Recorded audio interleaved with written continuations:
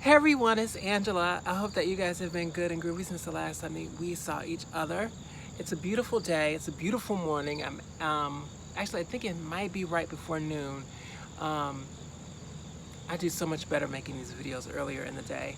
The earlier the better.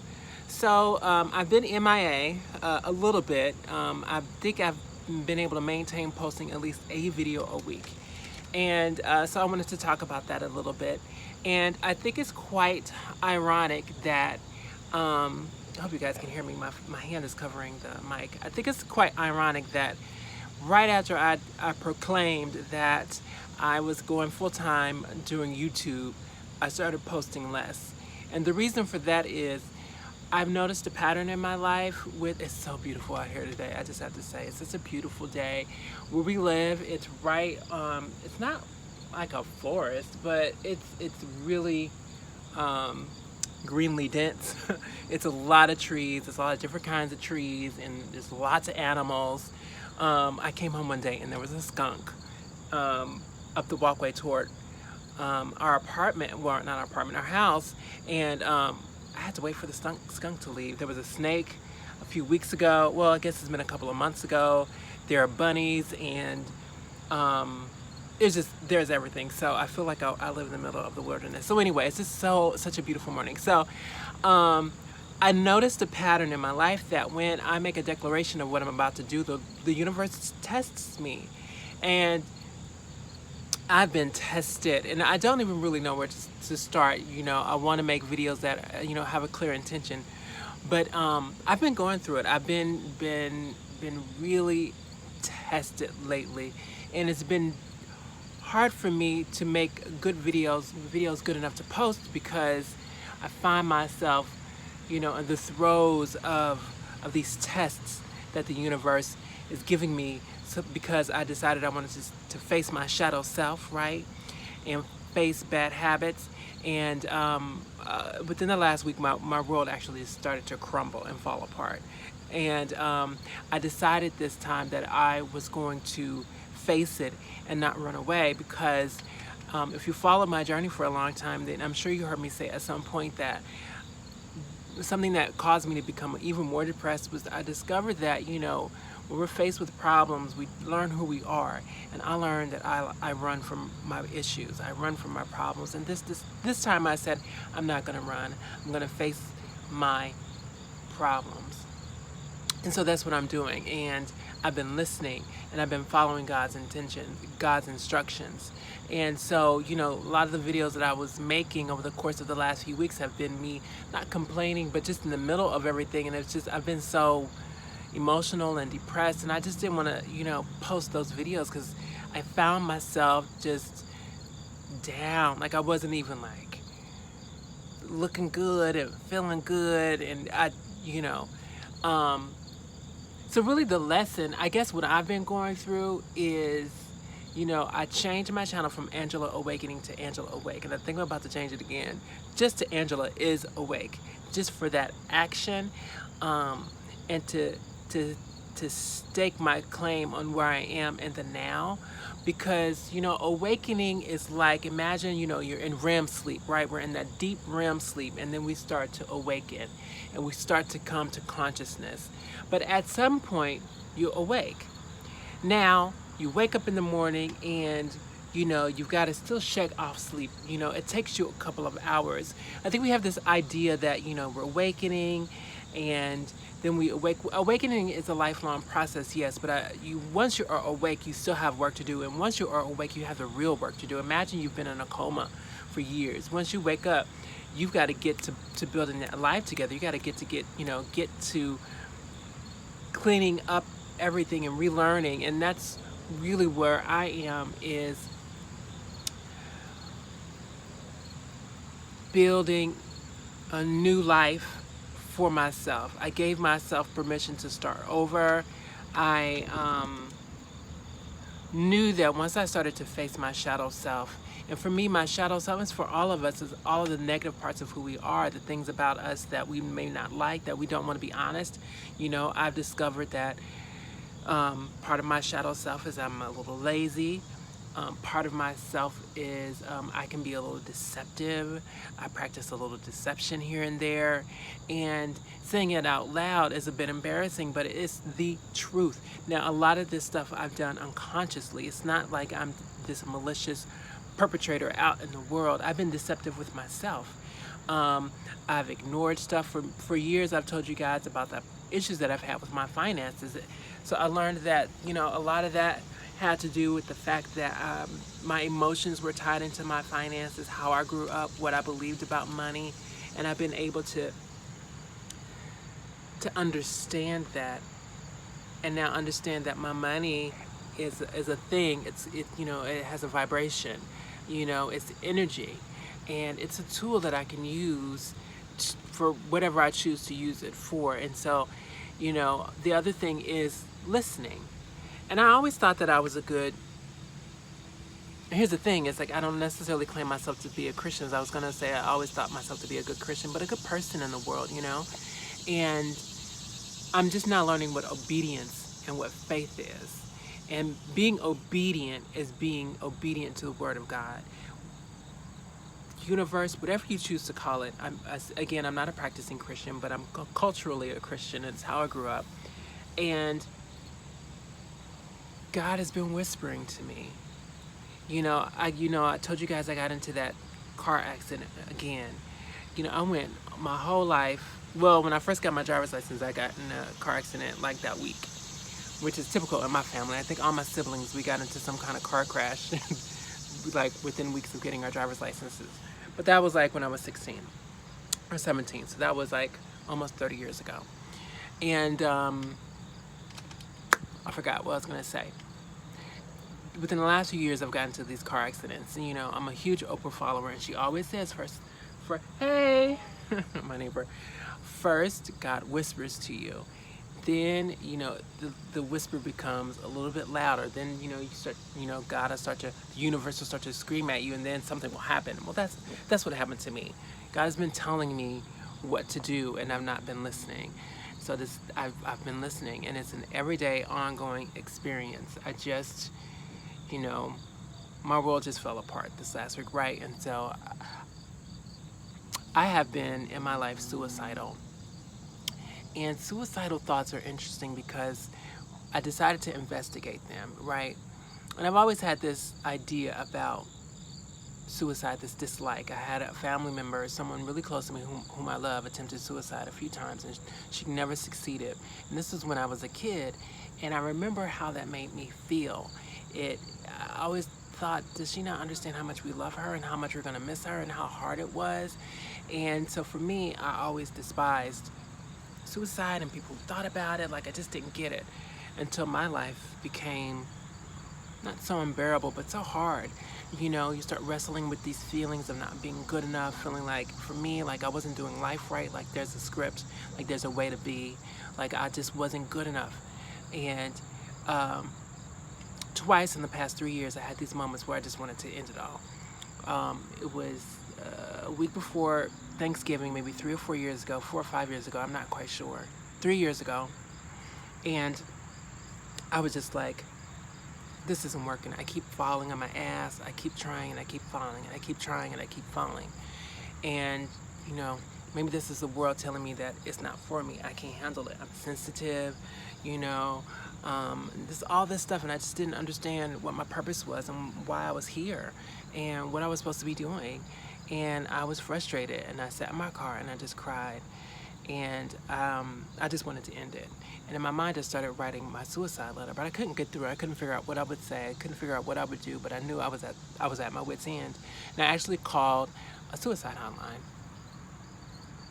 And we talked for a good 5 minutes. And then afterwards, I realized, okay, suicide isn't what I want.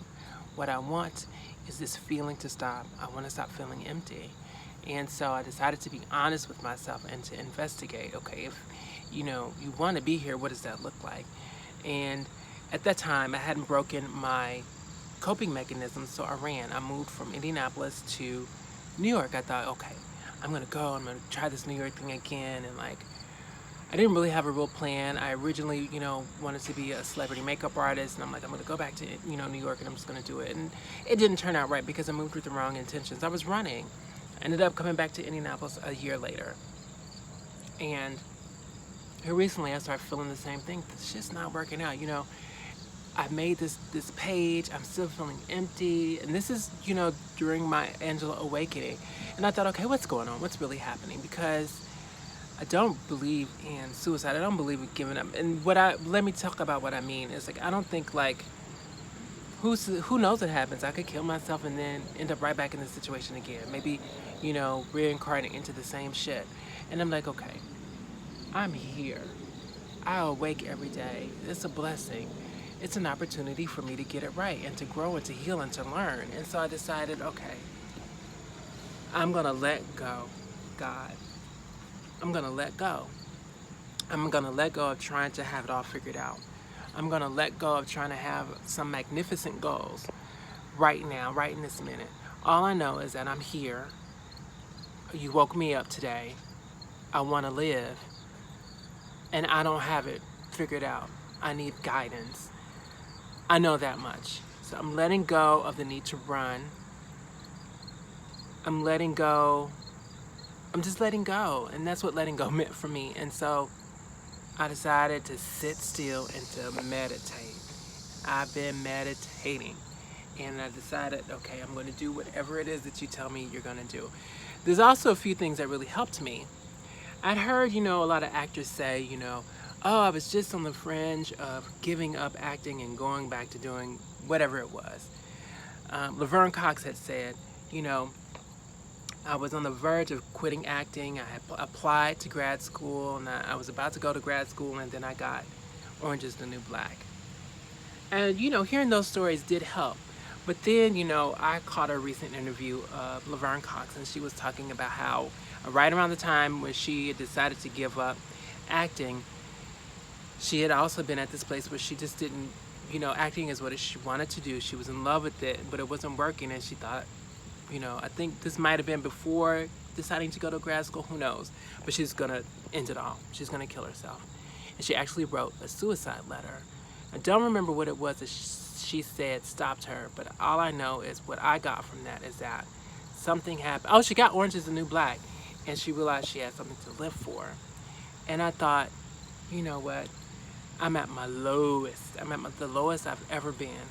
My intentions are good, but I'm still holding on to something that's, this need to be in control. I'm holding on to all of these negative cycles and habits and thoughts that are keeping me from growing and moving, and it's time for me to just listen to God so God can tell me what to do to move on. And so I decided, okay, it's not life that I want to give up. I just want to give up this stuff. So I decided to leave it all alone and just sit. And so that's what I've been doing. And then I had that second car accident. And that car accident was the thing. Because I realized, okay, this is getting worse. If I don't sit my ass still, this is going to get really bad. And that car accident, of course, came at a bad time. I was still doing Uber, and so that was my moneymaker. So here I am, have no car. I live in a city with no public transportation. I live paycheck to paycheck. I have no money, no car. I have a job that's starting that as a half-an-hour commute. I just fucked my life. Okay, let me just sit still and listen to God. God gave me some very clear directions. Sometimes God speaks to you and it's a whisper. Sometimes God speaks to you through signs. Sometimes God speaks to you through other people. You have to pay attention. You'll know because you'll feel a certain way. Talking to my mom. My mother was like, what you gonna do? You should do this. And I was like, okay. The old me would be like, I'm not doing that because it would cause me to have to face somebody and be embarrassed and to ask for help. I recognized that old me would not serve me, so I decided, oh, the light has shifted. I hope you guys can see me okay. All right. That's actually good advice. I'm scared of this advice, but I'm gonna listen. Talk to my sister. Now, my sister is my older sister. She's someone that even to this day I still look up to. And I didn't want her to know that I was even having this moment because I didn't want a big sister lecture. But I told her.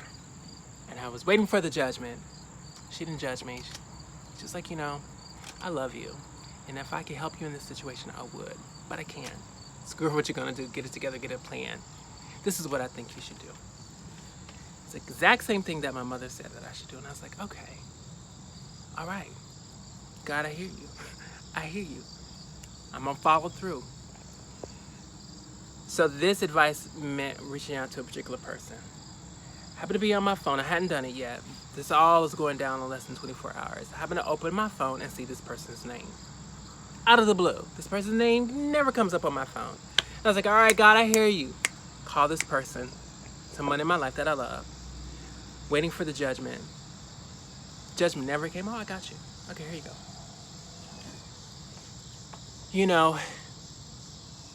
In my particular situation, I'm really blessed to have a lot of people in my life who love me and want to see me succeed. My ego was keeping me from accessing the resources and the help that is right in front of my eyes. And so I've been supported through this moment because I didn't run. I was willing to be vulnerable and ask for help. And I am in the position now where I'm rising. More than that, though, is I now understand how to listen, what that looks like for me, and my mindset has changed. I'm no longer living in a place of lack, because living in a place of lack is not godly. That's not what God wants for us. I'm not living in a place of pessimism. I'm not living in the past. And I'm not living in the future either. I'm living in the now, and I understand it as a gift. And I'm happy to be here. And I understand more and more every day how to be of service. And me making this video right now is part of that service. I love making videos. But I don't want to make a video if I can't be of service. And so I'm really happy that I got through this hurdle. I know with what I'm going through in my own ascension process and facing my shadow self, there are going to be these moments where I'm going through something and I need to go through it and see the lesson so that I can share it. So I am still considering myself a full-time YouTuber, but I love you all too much to not share with you the real deal and to share the lesson and to share positivity, because part of my goal and part of my work and my service is to uplift and to inspire so you can uplift yourself. So I'm going to leave it here. That's where I've been. That's what's been going on. Can you guys hear the crickets? Hey girl, hey crickets. All right. You liking this hair? Decided to get my hair back together. Okay. All right. I love you guys. As always, thanks for listening. Thanks for watching. Sorry for this shaky video, but this is just what's most comfortable. I actually have a tripod, but I'm so used to holding my camera that setting up the tripod is just not that fun. So, all right, take care. Bye.